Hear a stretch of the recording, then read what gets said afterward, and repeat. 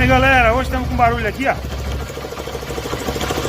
Dando pancada aqui, ó. Um barulho no motor, o motor tá inteiro, perfeito. Agora tem um barulho aqui, né? Galera, voltando. Olha o barulho aí.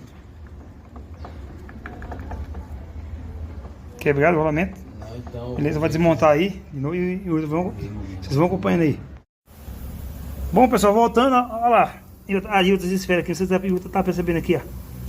Tá vendo? Ele quebrado, ó. Isso aqui, galera, é rolamento quebrado da embreagem, beleza? Ó. Ele quebrou totalmente, tá vendo? Ó. As esferas aí, ó. Solta, tá vendo? Solta, solta, solta. Isso aí, galera. Viu? Tamo junto aí, galera. Bom, galera, finalizando o vídeo aí, ó. Teve que trocar aqui, ó.